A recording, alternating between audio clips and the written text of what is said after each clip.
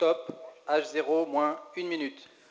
Well, all that's left to explain is the ignition sequence. Remember we said how power was passing from the ground to the launcher to make her autonomous? Well, this phase, the ignition phase, is already carried out by the onboard computer. Here's what to watch for. It begins when those cryogenic arms, the yellow bars, will pull back at -5 seconds when the DDO says 5. At 0, he will call out allumage, which is ignition, and the main engine will light. But we don't lift off quite yet. Count to 7. For 7 seconds, the computers are checking the performance in the main engine while it's burning on the pad. They'll do it twice to confirm it, and then give the order, if all is okay, for ignition of the boosters. Final countdown. À tous de DDO, attention pour le décompte final.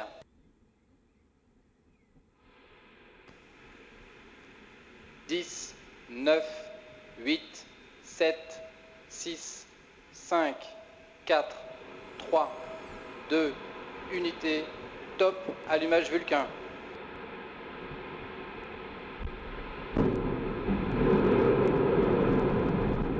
Allumage EAP, décollage.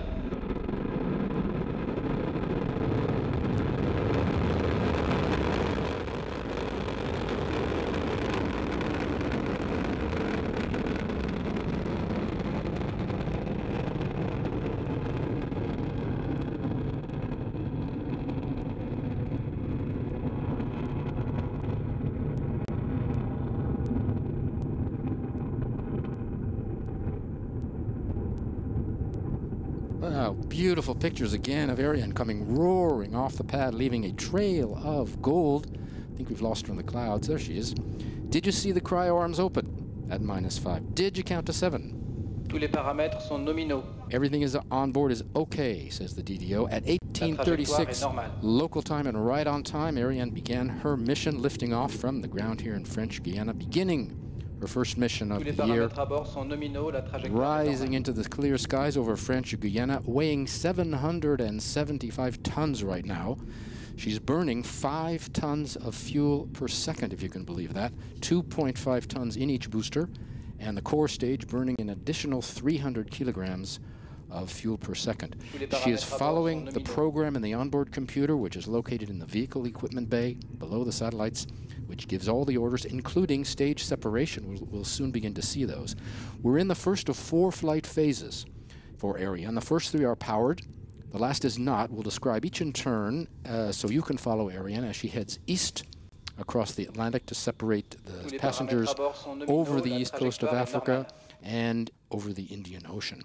Flight phases are right now, the main engine and the 2 boosters are burning. Boosters will burn for another 20 seconds roughly.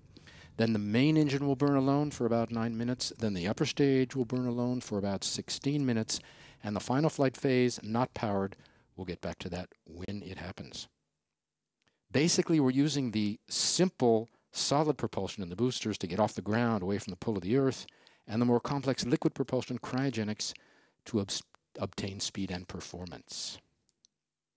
We're waiting for confirmation of the booster separation. You'll be able to see that. Des étages d'accélération à poudre. There it is. The DDO has just called it out. You can see the 2 boosters falling away, leaving their vapor trail. In the middle is the core stage, Ariane, continuing to burn.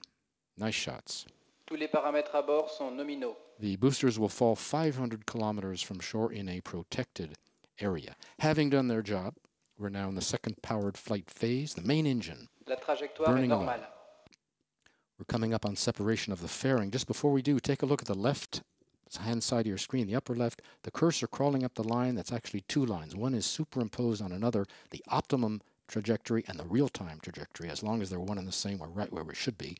Below that, 2 lines, A and V. A is our altitude. You see we're climbing. V is our speed. We need between 8 and 9 kilometers per second to inject the satellites. So watch the numbers. The DDO has just said that the fairing has been jettisoned. That's coming right on time.